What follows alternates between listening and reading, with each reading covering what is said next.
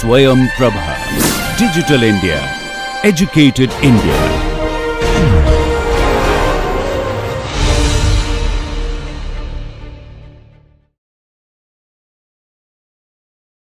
And in a similar way, I think you have this double summation equation. And of course, the B-spline surface follows from the same principle that we saw. But what will be the similar idea in terms of, remember in the convexal property also remains the same. So this, except that this is a completely 3D convexal that you are looking at control net. Okay, so the entire Bezier surface will lie within the convexal of the entire control polygon points or control net points. Okay, and that holds good for surface also. Guys, are you there? So what would be a similar case for B-spline surface? What was the similar analogy for B-spline curve in terms of convex hull?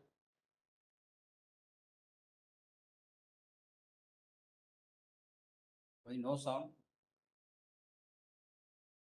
We have a B-spline, say like a volume or solid instead of a No, but I'm talking about the analogy of the convex hull for the B-spline. What is the analogy? We had a variable called order. We had order called K. So remember, if you recall, it is K successive convex hulls. We have to look at it. So the curve will lie within the convex hull of each of the K control points. Okay, the K is an order which we saw. It can go from 2 to n plus 1. Okay, I'm just recollecting that. So when K becomes n plus 1, what was the curve that we had? The B-spline reduced to a Bezier curve, sir. B-spline reduced to a Bezier curve. Now, what are all those two here? Instead of order K, what we will have? We will have an order K in one direction, which is the U direction, and then the order L. I think that's what we had notated. So you can see there is a K here, and then there is an L here. So if you look at this equation, there is a K and there is an L. So suppose if your control net is like this, let us say you may have control net like this, whatever, right? Let's say you have a control net like this. So suppose say if K equals 2 and also L equals 2, what does that mean?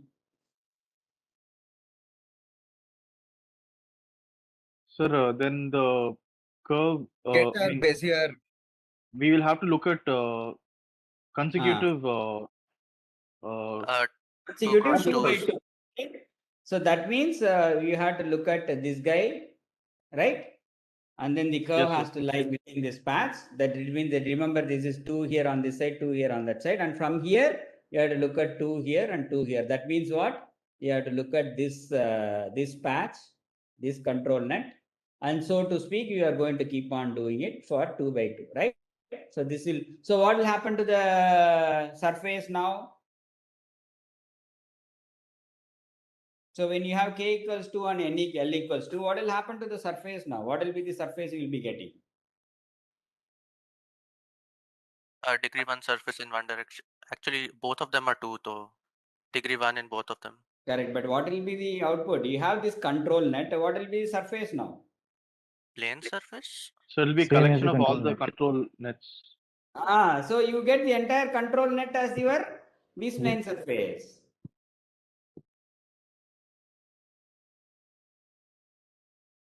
Suppose I have a control net like this. Okay, this is in 2D, so it's like little easier. Okay, suppose if I draw a control net like this. Okay, let us say on both directions we have 4. So if you have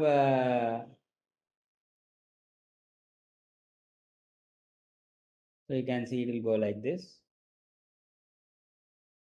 So this is the control net. So what will be the B-spline surface for this guy? If you have K equals 2 and N equals 2. So the whole, each portion of the control net will be considered.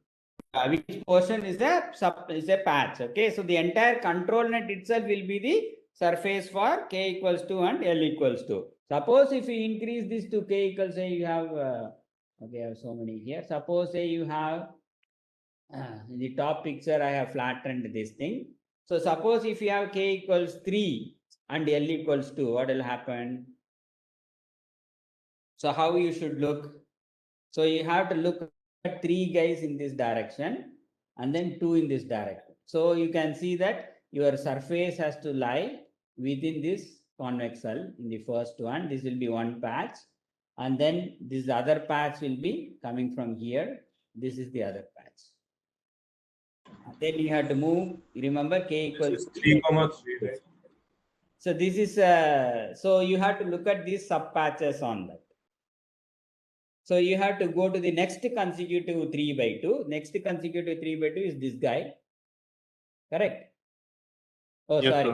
sir. This is Sir, how is it 3 by 3,3. 2? Because Sorry, I this should is have 3/2. Correct. So this is a 3/2 guy. Okay. So the 3/2 is only one guy. So then that means you have another 3/2 here and one more 3/2 here. So the successive sir- 3/2s. Correct? But So sir, we if- are considering k is equals to 3 and l is equals to 2. Correct, So correct. we need 2 by 1 patch, right? 2 by yes, sir, I 1, thought the 2 same by thing. 1 will be Yes. the degree of the curve in either direction. But it is only 3/2 you have to take in terms of points from the control net. Yes, sir. So if we take 3 points, then these 2 squares are considered. So if you, okay, let me draw again. Suppose if you have k equals 3 and l equals 2, that means you have to take 3 points at u direction and l is 2 points in the u direction. So what will happen to the sub control net? So this will be the control net for the first patch. No, Correct. sir. It should be one less, Sir, I'm right? still a bit confused. Would it It not is be a 2 taking cross 4 1? points. No, see, okay. Oh, okay. 1, 2, 3. That's previous picture was correct in that case.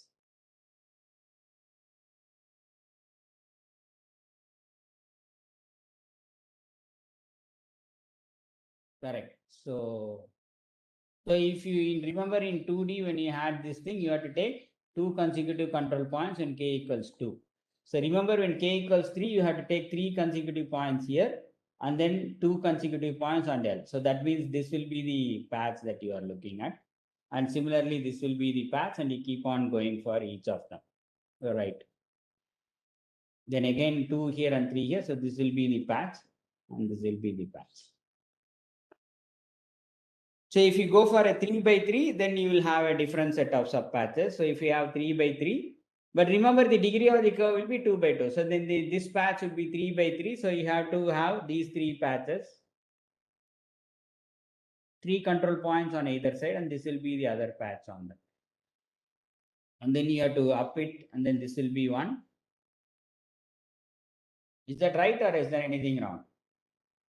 Yes, sir. You're going Yes, to sir, move I only think that's correct. 2 in the right side and 3 on the other side on. But consecutive, remember when we did this thing, first we did these 2 and then again we did the other, this point, again we started and then again we started. So we had to use the previous point also to, it's like a k consecutive points, okay, one from the other. So in a similar way, when you move the patch, there will be an overlapping patches in your surface, but not on the actual Bezier surface. It will be only in the case of your convex hull. You can see there is a patch that will actually come from there. So in some cases it could be independent. Okay, so we have to look at it from that perspective, whether we are going to have a overlapping surface. We don't have an overlapping in terms of parameterization. We may have overlap in the convex hull area. We saw it in that 2D also. There will be overlap in the convex hull area. Remember that? Did you guys remember that we saw some of the convex hull is overlap, but the curve will not overlap? Yes, Isn't sir. it? Yes. Yes, So sir. similarly here, the convex hull may overlap of these individual control net, but the surface will not overlap. They will have a clear-cut distinction on the parameterization. That is the idea. Okay, I think more than that, we may be little bit too much. So I'll just show some, I think I have some pictures on that. So these are all some pictures from the book, and you can see how these control net, you can generate locally flat surfaces, which is I think impossible if you use any other representation. Like you can see this surface is locally flat here. You can see this portion is a locally flat surface. All the other portions you have curvature. See these and all you have curvatures, but this also you have curvature. Only in the middle you can see there is a flat patch that is coming. Okay, which I think if you want to design your car bonnet or something like that, you can go with some cranky design by actually suitably placing the control net. And you can remember in the last case, I told if you repeat the control points, you can push your control point closer to that. Similarly, I can one of the control net, I can repeat it and I can make the surface to push towards that control points. All those things, whatever we saw in 2D, are all applicable for B-spline surface also. Okay, so same mathematics holds good, same conceptual understanding holds good. And in a similar way, you remember we saw rational B-spline, that's also we have rational B-spline surface. Then we have saw what are called NURBS, non-uniform rational B-spline surface. We saw in the case of a curve, and this is extended to surface also. So whatever the thing that we saw for 2D curves, it's actually it's a 2D curve. For curves, it is same applicable for the NURB surface also, or the surface. So we have NURB surface, we have rational B-spline surface, we have non-uniform rational B-spline surface. Whatever combination you do, you still have those kinds of surfaces. Okay, so that is very important on that. So you can design very cranky surfaces based on your whatever we have. With the understanding of how do you place your control polygon points or control net points, you can actually design some great surfaces on them. Okay, so any questions here? I mean, the same concept that we saw in the curve, I just extended to surfaces without going too much into the details of the math and so on. But whatever we discussed in the morning, same thing holds good for surfaces also. So maybe I'll just switch to the GUI on that. So I'll just stop sharing. But remember, it's like a little bit too much to discuss in detail the B-spline surface. But whatever we did, it's applicable. So I will show you some more fascinating things that we can do. I'll switch to the other one. Okay, I'll try to do as much as possible because sometimes it doesn't work the way that I want it because I'm kind of using too many different systems. Okay, so we saw this doubly ruled surface here. Okay, let me just go back to the curve a little bit so that you guys can recollect the curves on the B-spline side. None of the front view and all not working. Okay, I'll show you this B-spline again. So if you recollect the B-spline curve, so as we draw a B-spline, we saw, so we can change the order. So we 3 and then we can 2, we get the same control polygon itself as the curve. And when you increase the order, you see different curves. Okay, this we saw in the morning. But what I would like to show is that, and ask you a question. Okay, now let me try something different.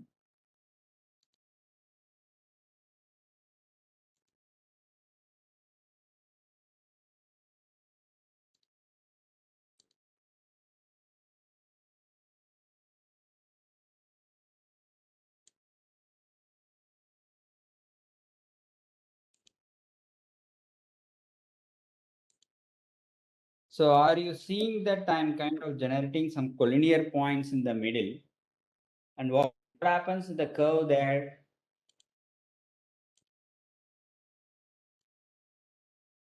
So you can see here, there are, okay, this point also I can push a little bit.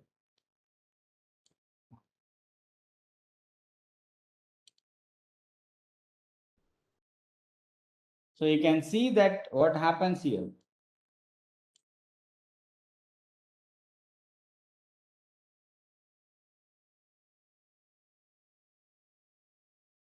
Let me add the points again.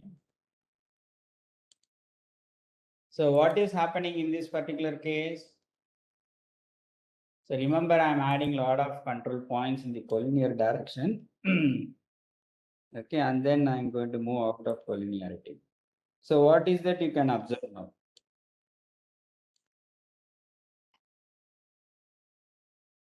So what is that you can observe for the curve? So here you can see the set of collinear points. How is the behavior of the curve? You take a close look at these points. So what do you think locally in the curve that happened? Any thoughts on that? So, closely tracked. So in the points that are collinear, it's the curve is also flat. why the curve is flat there? Because Because of what? So why it become flat there? What does it tell you, and what property tells you that it's going to be flat there?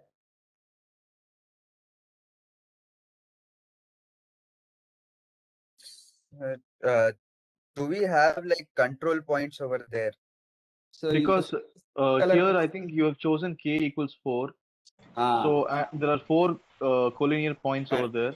correct. So in that patch, it will be yeah, so you can see that like I can draw a curve, but with some straight line in the middle of the curve, right? That's what it sounds, isn't it? Yes. Look, can you generate such a curve using any other representation? Like you have so many equations, explicit, implicit form,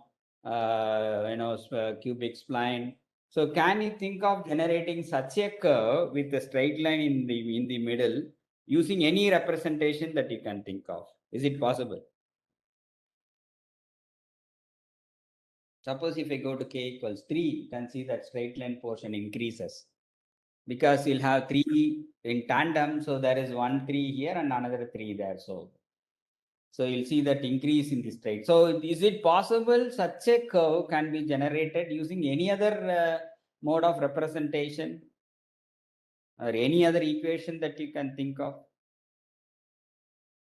so it might be possible, but we cannot control it as per our demand.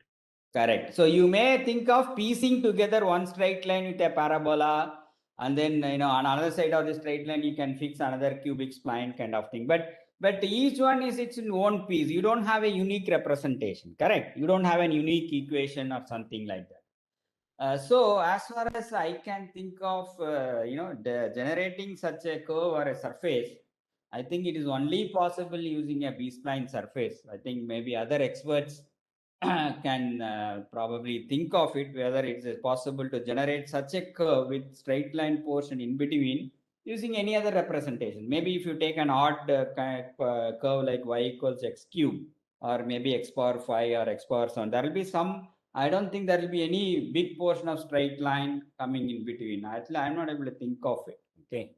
So you can see that Bezier B-spline gives such a big facility in terms of generating surfaces. Here I showed only curve, but you can go for surface also. Let me try this surface thing, which I had a little bit hard time, but let me try that.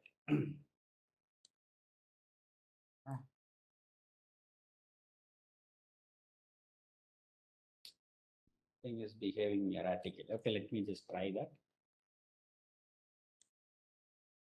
Okay, so what I'm going to do is to show some Bezier surface. Let's see if whether it can do something on that. So you watch out carefully. This U length is 2 and V length is 2 here. I'm going to maybe increase this to 4 possibly. Okay, and then I'll try to give some idea of, okay, 4 means, okay, 1. So I'm going to repeat this again. Okay, so you can see this is a Bezier surface, but all on the same plane. So I'm going to elevate this guy a little bit.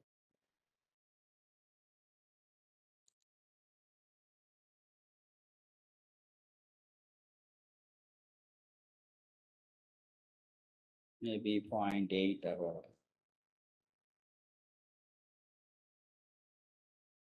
So you can see a Bezier surface here with how many control points here in this particular case? Are you guys seeing my picture here? Exactly going the opposite of what I wrote it. So are you guys seeing this? What is the control net size here? So 7, 8, sir. 8. Okay. Okay, it is basically 4 in one direction and 2 in other direction. So 4 by 2, you can see it becomes it's a very easy one, right? You don't have to, but we can just, operate on this. Let's say I make this even if you change one, let's say you change one of the coordinates in the middle point, okay, instead of this -5, say we'll go to -1. Okay, let's see. So you can see that the surface looks very different now, correct?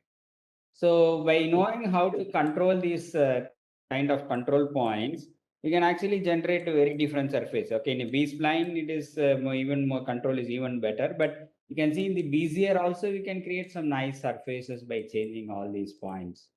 Okay, so I mean, you can go to any level. You can go to 1 here, maybe 2. So you can create all kinds. So this is how you generate your like a car hood or your fancy car surfaces that you see here, right? In design, you can see how you can create all kinds of surfaces that will you can probably they try and create more number of control points. Let me try to show that.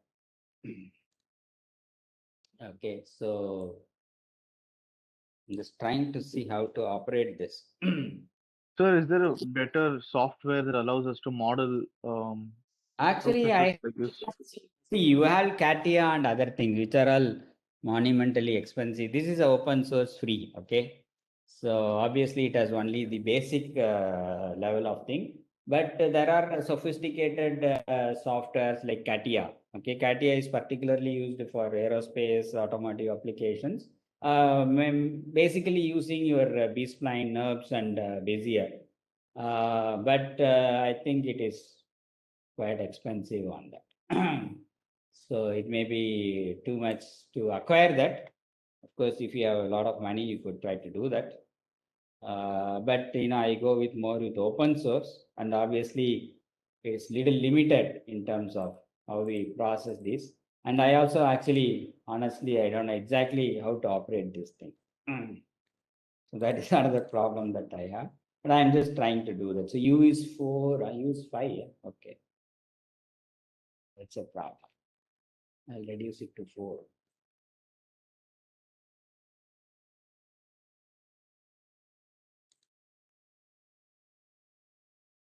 Okay, so you got some surface which actually is not a surface because everything is flat here. So we have to elevate some of the local guys, like these intermediate points we can elevate, or we can elevate any of the other points also. So we elevate some Z guys. Okay, so you can see that the surface quickly jumps up, and then we can do any kind of thing on that.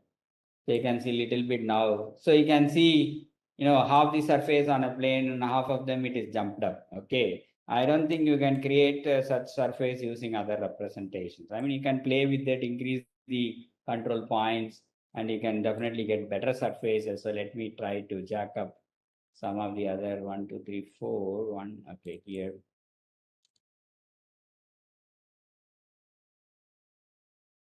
So you can create some nice cranky surfaces by just, elevating. You can elevate everything on that, on the Z, and you can see, you can come up with any kinds of design. I mean, this is very limited, and more importantly, I don't know how to operate this clearly. But if you can figure out the way to do that better, I think you can see you can create all kinds of surfaces. So now the thing that you can elevate one or go down the other. Let's say you go make it the third guy go low. Let's say you put this guy 0.2. So you can see the all kinds of surfaces. You can get a flat locally. You can see that this region is a different curvature and this region is a D. So I think some kind of design like this, I think it will be difficult to do in other kinds of other forms of surface representation. I mean, honestly, I don't know, but so you can play with these locations of these points, and unfortunately mouse control is not working very well there. And then of course you can go to order. If you go to order 2, you can see this is how the surface looks. Okay, one is order 3, another is order 2, and then you can reduce the order there also, and then this is how the surface will be. So on the same representation, you can actually see how many different kinds of interesting designs you can come up with. So I don't think such things are kind of possible in other surface representation. Maybe other guys can comment on that, but you can see just by clicking the change in the order, you can get a different surface on that, which I think it's almost impossible to have this kind of control in any other form of equation. So you just play with it and then try to understand different kinds of surfaces. This is what I saw is very primitive demonstration. Okay, largely due to that I don't have all the icons here, and then I'm having difficulty because of the varying in operating systems and so on. So you guys, if you are on Windows, you should be able to see a lot more other icons. And I would also suggest you take a look at the YouTube video that I had posted. This is done by Gershon Elber. This is kind of his own brainchild. Okay, and as far as I can see, he is the creator of this. Of course, it's a lot of support from a lot of students and postdocs and so on. But the entire software, which is called ERIT, and this GUIRIT is a graphical user interface for the ERIT. Okay, so ERIT is a big program by itself. I think I wanted to run the demo. Unfortunately, that's not working very well. But this is it about, I would say, about B-spline curves and surfaces, and the subset is the Bezier curves and surfaces. So maybe I'll little bit stop here on that. So any doubts, any questions you have? Sir, is the cubic spline method that we studied like a special case of B spline where k equals 4?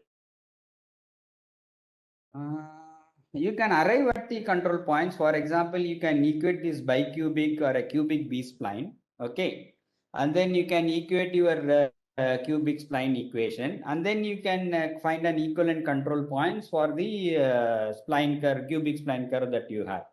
So that is possible. Okay, sir. Okay, it is definitely possible that you can do that. Maybe I'll show some other demo on that. So, for example, you can also look at maybe here. Some of them are not appearing here. So there are so many utilities. I think some of them I'm not able to see here. Okay, let's say I'll go to this. Okay, hopefully this works. So I'll just take this helix. Okay, you can see that there is a helix here, and I can change the pitch. So you can see that a helix of different pitch appears here. Okay, and then I can just using the evaluation, you can, the tangent, right? So if you want to run a tangent, okay, I forgot to apply that.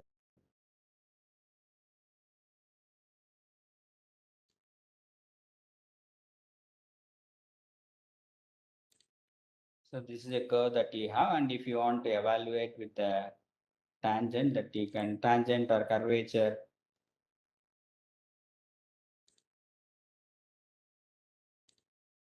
So you can see there's a tangent line appearing. You see a red mark and then this yellow mark. Basically, if you change the parameter, that means it's going to different positions of the curve, and then you can see the tangent also varies on that. So you can see the tangent is varying. Are you able to see that? Yes, sir. So as I move it, you can see the way at various locations of the parameter values, you can see the tangent goes then. So you can see a tangent. So you can also do the normal. So if you go here, you just do all that and it does the normal at the. So you can see the normal appears here in that. And if you change the parameter value, you can see that normal also goes. So this is normal, you mean, I don't know whether you guys have studied tangent normal. Have you studied binormal any chance?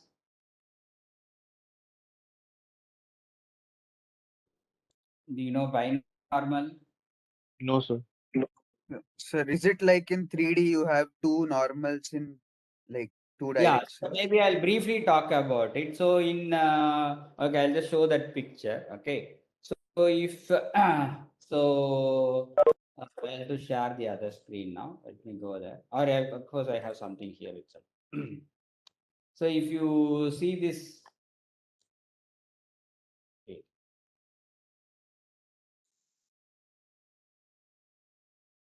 Okay, so if you have a curve like this, right? So you can see that this alpha dash is basically the tangent at a point on the curve. Are you able to see this mouse movement?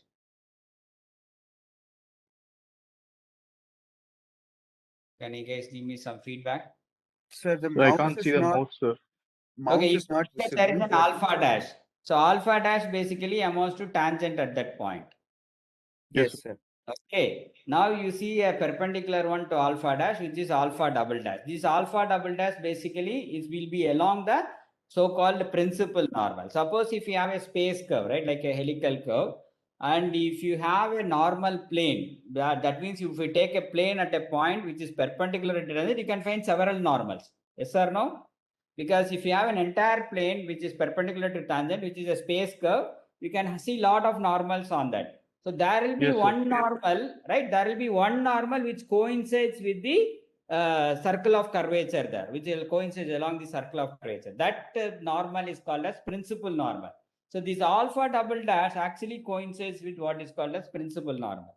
So these alpha double dash, which is basically a curvature, and then it coincides with the normal. So you have the alpha dash, then that is the tangent t. You have the normal, that is the n. If you take the cross product between t and n, okay, tangent and normal, then you get what is called as a binormal.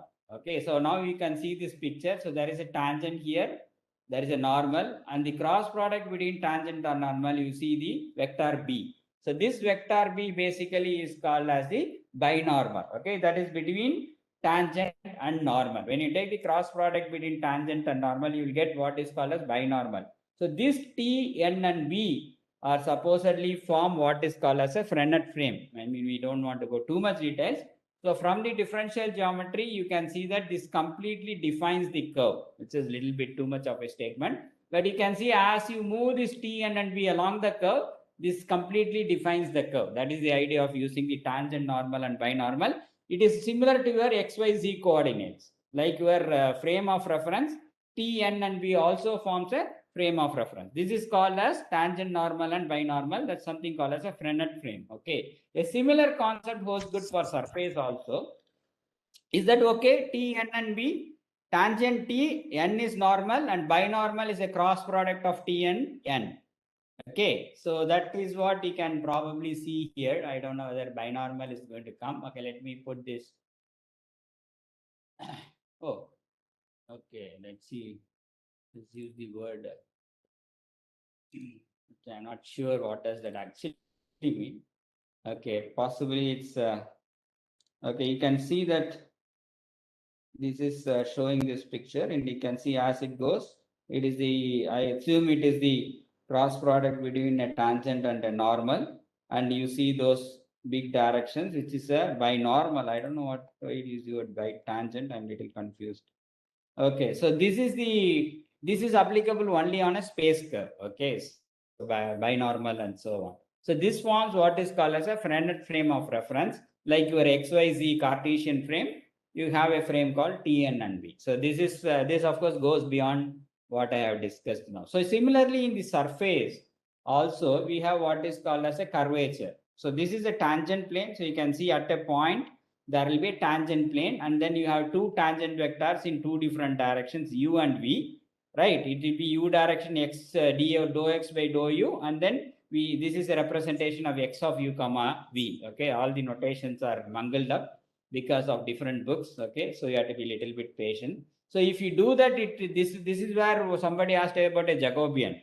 Yes, sir. Correct. Who asked about Jacobian? So Jacobian comes here because you have dou x by dou u, dou x by dou v, and so on. Okay, so here you will have the Jacobian will come in, but then this will become a tangent plane consisting of these two vectors in the one in the u direction and one in the v direction. So this cross product between these two tangent vectors generate what is called as a normal. Okay, so let me skip this thing, it will be too much.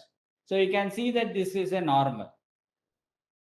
Okay, so this normal comes out of this point, which is this is a tangent vector in the u direction, tangent vector in the v direction. If you take a cross product, you will get a normal direction for a point on the surface.